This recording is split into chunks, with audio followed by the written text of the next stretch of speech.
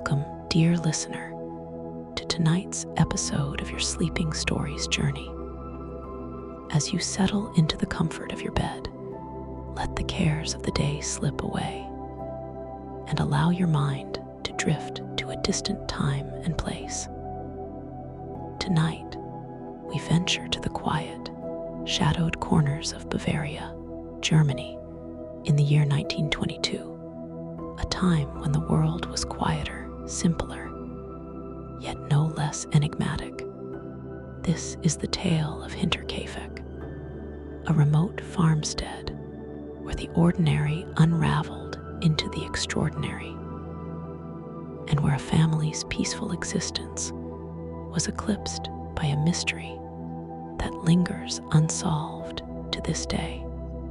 Close your eyes if you haven't already, and picture a secluded farm, its weathered wooden walls standing alone amidst a sea of dense, whispering woods. The air is cool, carrying the faint scent of pine and earth, while the soft rustle of leaves and the creak of an old house fill the silence. This is not a story of mere events, but one of shadows, questions, and the unknown, of footprints that lead nowhere, of footsteps heard in the dark, and of a tragedy that defies explanation. So, dear listener, let us step back in time together. As the modern world fades and the lantern-lit past comes into focus, prepare to be drawn into the chilling enigma of the Hinterkaifeck Murders.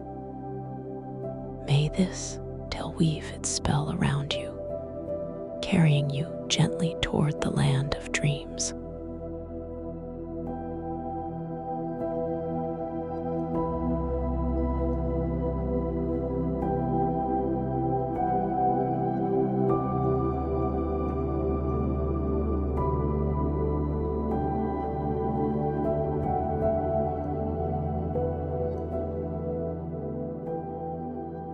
In the early months of 1922, nestled in the Bavarian countryside some 70 kilometers north of Munich, stood a solitary farmstead known as Hinterkaifeck.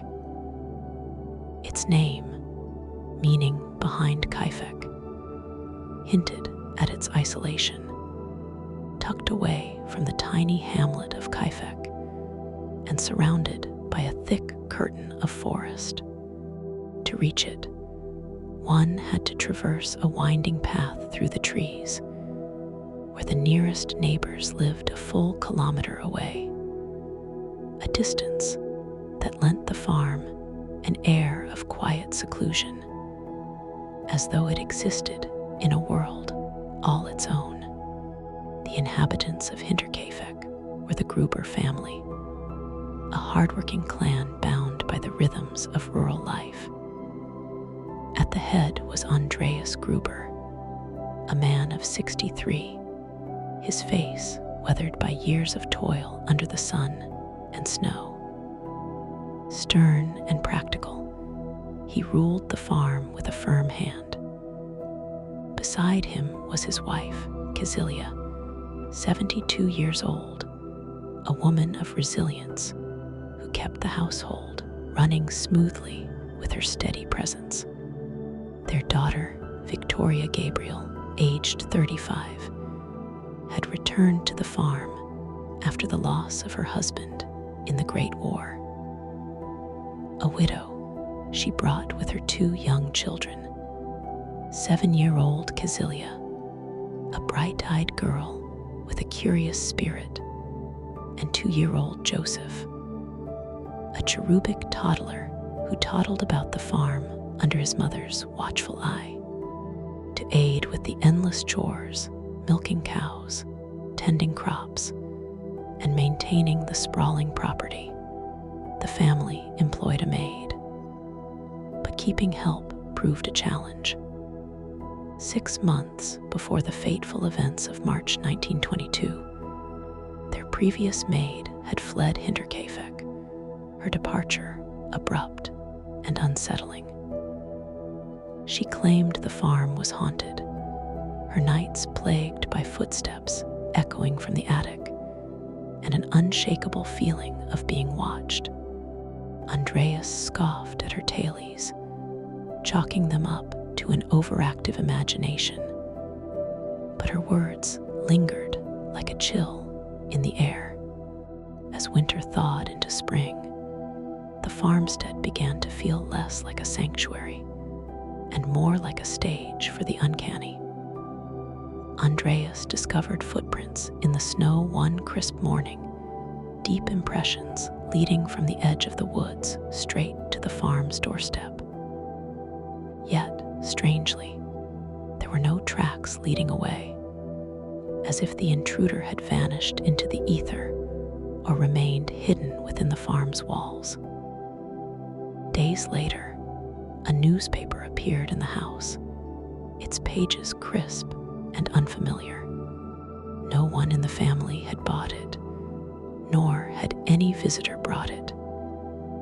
It sat on the table like an unspoken question. Then came the small disappearances: a set of house keys, a tool from the barn, items misplaced with no explanation. The family brushed them off as forgetfulness, but the unease grew. One night, Andreas himself heard it, soft, deliberate footsteps creaking across the attic floorboards above his bed. Lantern in hand, he climbed the narrow stairs to investigate, only to find the attic empty, dust undisturbed. The sounds persisted, faint and fleeting, night after night. Despite these harbingers, the Grubers kept their fears to themselves. Perhaps they trusted in the farm's isolation to shield them, or perhaps they feared the judgment of their distant neighbors. Whatever the reason, they carried on, unaware that the shadows were lengthening, drawing ever closer to their door.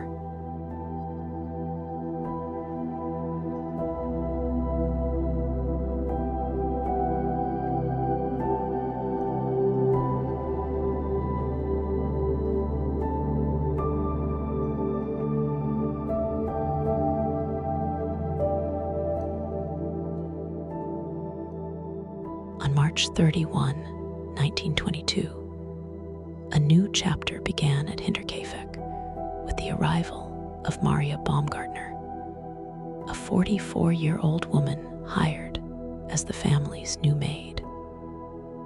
She stepped onto the farmstead's worn path that morning, escorted by her sister, who lingered just long enough to see her settled before departing.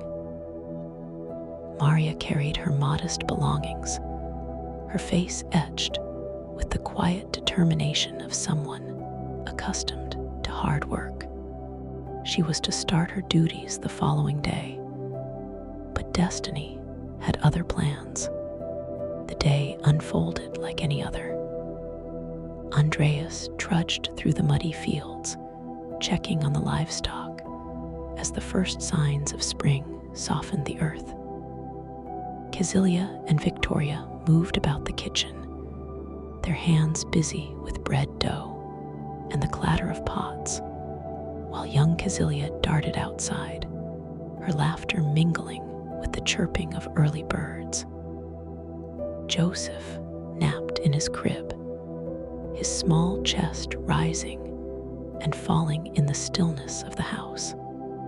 Maria, still finding her bearings, unpacked her things in the maid's quarters, her presence a fresh thread in the farm's fabric.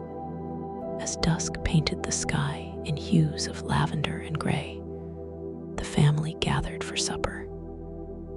The flickering light of an oil lamp cast long shadows across the wooden table, and the wind outside whispered through the trees, a familiar lullaby to their rural life. After the meal, they retired to their rooms, Andreas and Cecilia to their bed near the hearth, Victoria and her children to the room down the hall, and Maria to her small space near the kitchen. The farmhouse settled into silence, its creaks and groans blending with the night. But that silence was a deception. Beneath it, a dark intent stirred. Sometime after midnight, the killer struck. How they lured the family to their doom remains a mystery. Perhaps a knock at the barn door, a cry in the night, or a voice calling softly in the dark. One by one, they were drawn to the barn. First Andreas, then Casilia, followed by Victoria, and finally young Casilia. Each met the same fate, a mattock, a heavy farm tool with a blade like a pickaxe, swung with lethal precision. The blows fell swiftly, silencing any chance of alarm. The killer then slipped into the house, their footsteps muffled by the night.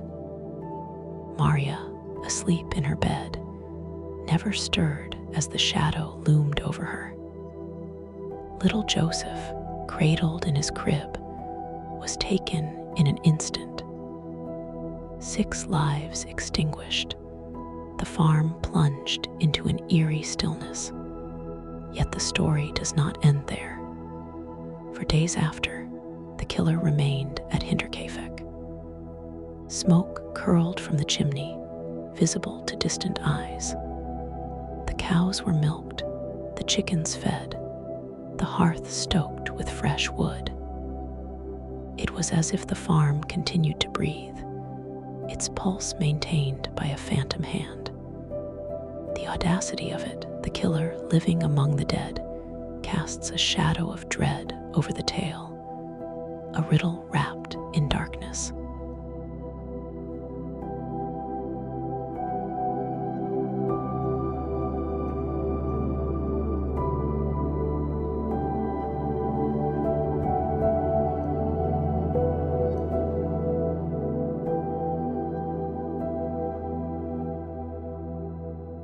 By April 4, 1922, the absence of the Gruber family began to ripple through the community. The postman, trudging his daily route, noticed the mail piling up in the box by the farm's gate, uncollected since March 31. Young Casilia, a regular at the village school, had not been seen since that Friday, her desk empty through the week.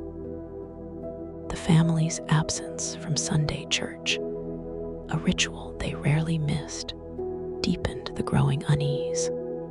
Concerned whispers spread among the neighbors, and a small group resolved to investigate. Lawrence Schlittenbauer, a local farmer with a tangled history with the Grubers, led the way. He had known Victoria for years. Rumors even swirled that he might be Joseph's father, and his familiarity with the family fueled his determination. Alongside him walked a handful of others, their footsteps crunching along the path to Hinterkaifeck.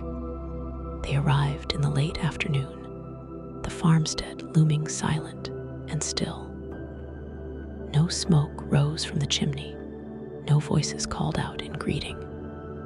The air felt thick, heavy, with an unspoken dread. The group approached the barn first, its wide doors slightly ajar.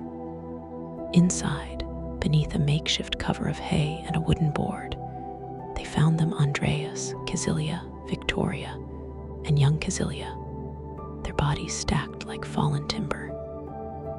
The sight was a blow to the senses, the stillness of death stark against the barn's rustic warmth. Heart pounding, Lawrence led the others to the house. The door creaked open, revealing a scene of quiet horror. Maria lay lifeless in her bed, her face frozen in repose. In the next room, little Joseph rested in his crib, his small form untouched by the passage of days, but robbed of breath. Blood stained the floors, a silent testament to the violence that had unfolded. The discovery shattered the group. They stumbled back into the daylight, voices trembling as they sent for the authorities. Word spread like wildfire through the hamlet, drawing curious onlookers to the farm before the police could secure it. By the time officers arrived from Munich, the scene was a chaos of footprints and whispers, the sanctity of evidence trampled underfoot. Yet amidst the horror, a chilling detail emerged. The kitchen bore signs of recent life: bread half-eaten, a kettle warmed, a meal prepared. The animals in the barn were hale and hearty, their troughs filled. Someone had lingered here, tending to the farm as though nothing had happened, a ghostly caretaker in the wake of slaughter. The realization hung over Hinterkaifeck like a fog, deepening the mystery of who or what had claimed the Gruber family.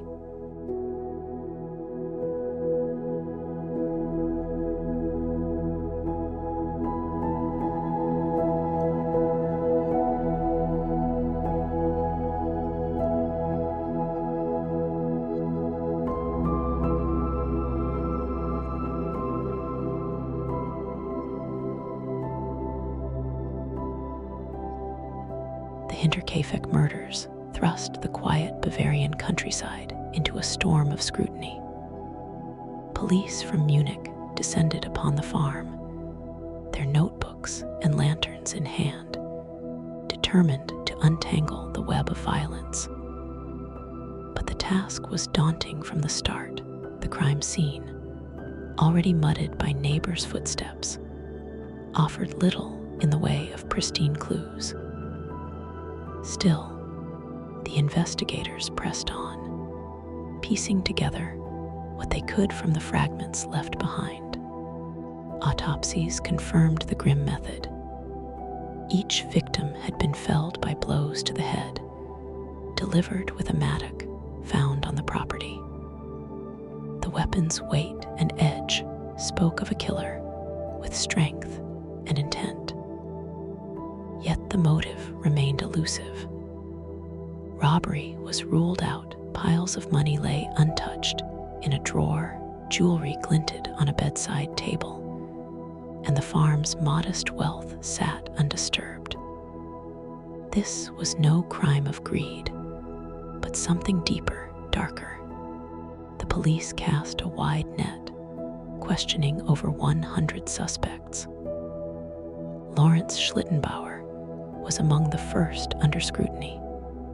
His connection to Victoria and the whispers about Joseph's parentage raised eyebrows.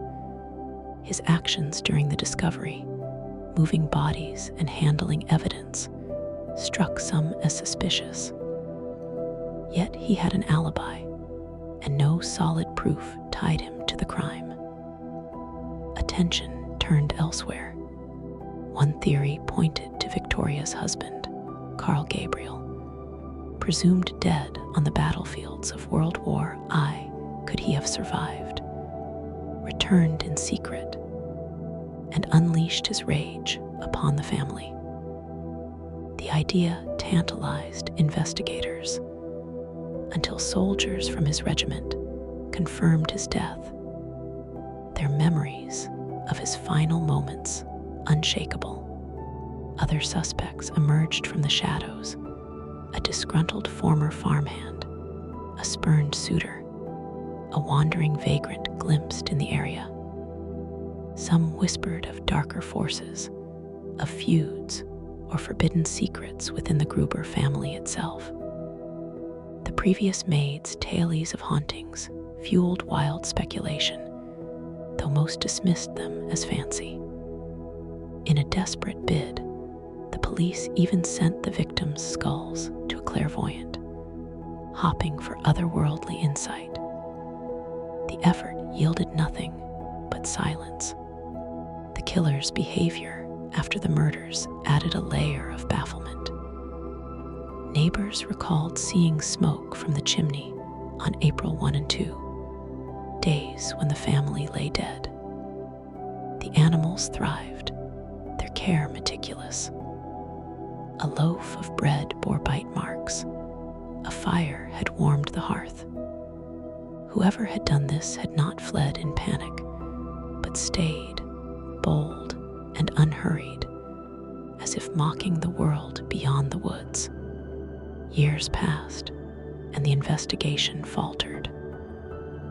Leads dried up, witnesses faded, and Hinterkaifeck's secrets remained locked in its ruins. The case grew cold, a puzzle with too many missing pieces, its resolution slipping further into the realm of the impossible.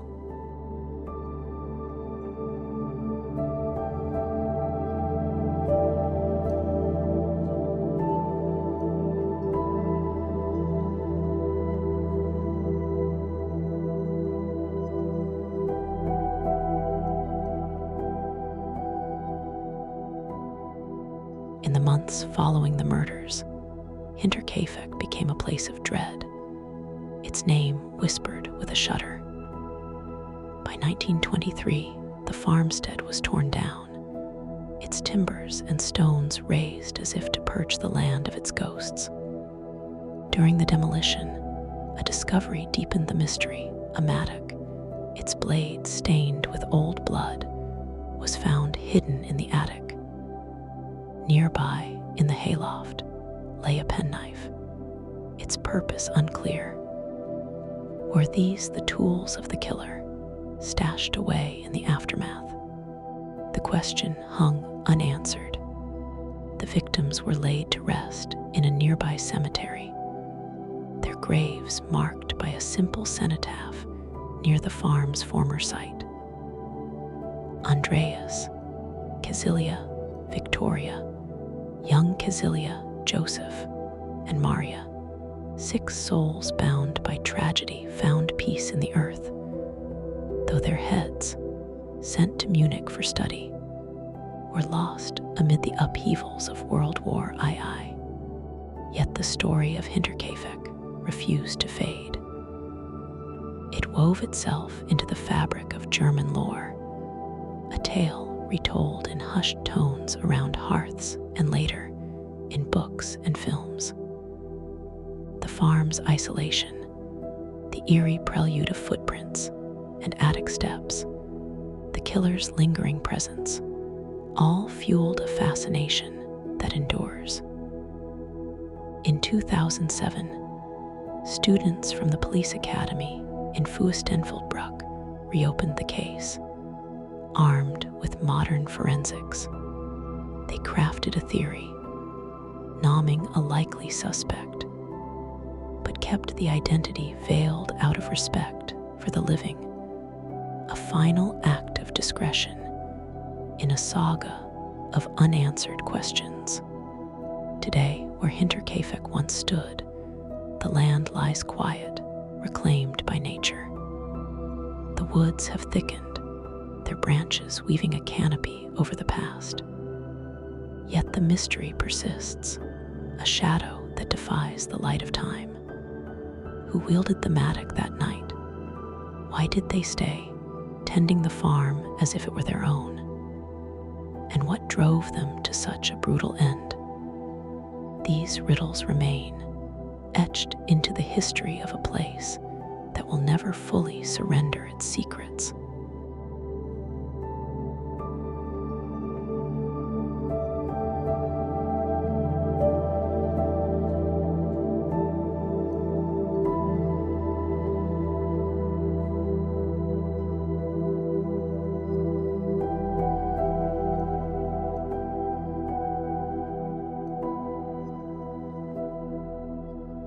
And so, dear listener, our journey through the enigma of Hinterkaifeck draws to close. The farmstead is gone, its walls and whispers lost to the winds of time. The mystery endures, a quiet echo in the night, but it need not trouble you now. Let the shadows of that distant spring recede, fading into the gentle darkness of your room. Picture the Bavarian woods as they are today, peaceful, serene, the rustle of leaves a soothing lullaby. The questions of Hinterkaifeck belong to the past, locked away where they can no longer reach you. Feel the warmth of your blankets, the softness of your pillow, the steady rhythm of your breath. The world is still, the night is kind, and you are safe. As you drift toward sleep, let your mind wander to gentler places, a meadow bathed in moonlight, a sky sprinkled with stars, a breeze carrying the scent of spring. The tale of Hinterkaifeck is told, its mysteries left to rest. Now is the time for dreams, for calm, for peace. Good night, dear listener. May your slumber be deep and undisturbed, your thoughts unburdened by the past. The story fades, the night embraces you, and sleep awaits. Rest well.